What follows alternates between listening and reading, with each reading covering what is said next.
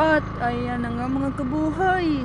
So ngayong araw na to pupunta kami ngayon sa laot para ilagay natin ang ating fish trap na ginawa. At tingnan nyo naman, sobrang laki.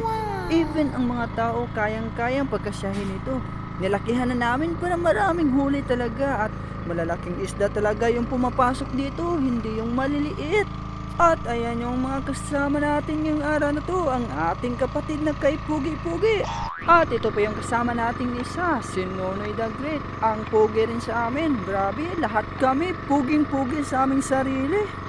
At kung nakikita nyo yung fish trap na ating ginawa na tinatawag sa amin na bubo, gamit lamang ang isang kawayan at ginawa sa pamamagitan ng ating kamay at ayun na yung itsura niya, made in the Philippines.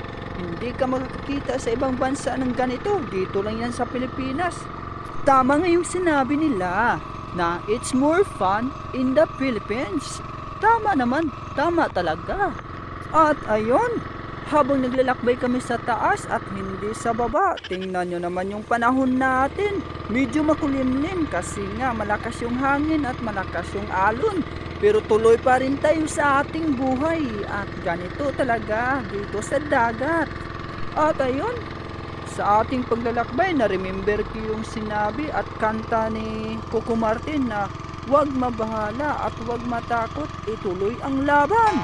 At habang papalapit kami sa aming pupuntahan, tumitingin kami dito sa kaliwa, sa kanan, sa harap at sa likod.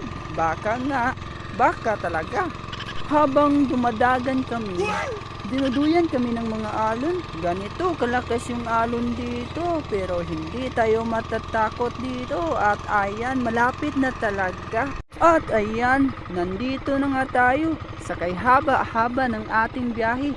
Sa wakas nakarating din tayo sa ating pupuntahan. At ayan yung kapatid natin, tinitingnan niya kung saan pwedeng ihulog ang ating fish trap. At ito na nga, nag-prepare na sila para ihulog ang ating fish trap dito sa ilalim ng dagat at hindi sa taas. May kasabihan nga tayo at may kasabihan akong ginawa na ang taong madiskarte, maraming mahuhuli. Tama naman yan. Wow, ang lupit. At tingnan nyo naman yung mukha ng kapatid ko. Hinahanap niya talaga yung tamang palatandaan ng kanyang fish trap na ginawa. Kasi nga, pag mahulog nito sa ilalim, kung wala kang palatandaan, hindi mo talaga alam kung makukuha pa o hindi na. Ang sigurado dyan, dun mo hahanapin sa puno ng kawayan. At ayan, malapit na nga namin ihulog ito kasi napapagod na kami sa kakadala nito.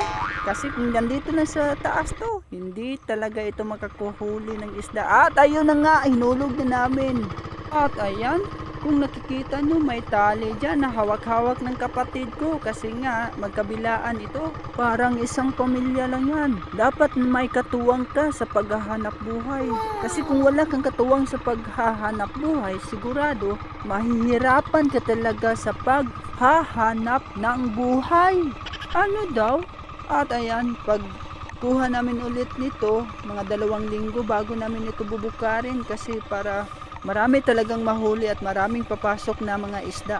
At ayan, so nahihirapan talaga kami sa paglagay ng aming fish trap kasi nga medyo maulan at malakas yung ulan dito. At ayan na nga yung kabila ng ating isa pang fish trap na nilagay doon sa ilalim at malapit nang ilagay na rin ito. At ayan, binitawan na nga rin. Ang ganda talaga dito sa dagat, ano? Kasi marami kang makikitang naggagandahang mga tubig. At ayun na nga, tapos na yung dalawa. So itong dalawa naman yung ilagay natin. At ayun, nag-prepare na si Nonoy the Great para ihulog na yung isa. At ayun, hindi na talaga pinatagal ni Nonoy. Hinulog niya na talaga. Grabe si Nonoy, ang bilis maghulog ng fish trap natin. Partida pa yan, basang-basa pa yan sa ulan. Siguro kung hindi umulan, mas mabilis pa talaga dyan. Kasi kung si Nonoy ang gumalaw, parang kidlat yan si Nonoy, hindi mo makikita yung galaw niyan. At ganun kabilis si Nonoy, walang katulad. At ayun, malapit na rin ihulog yung isa. Kaya hintay-hintay lang tayo ng konti kasi nga mahuhulog na talaga yan. At ayan yung kapatid ko, nag-prepare na sa paghulog ng isa nating fish trap. At ayan yung mukha niya, tingnan nyo, di ba, ang gwapo. Walang katulad yung mukha niyan, iisa lang yan sa buong mundo. At ayan, patapos na nga tayo. So hintay-hintay tayo ng 2 linggo at bubukarin natin to.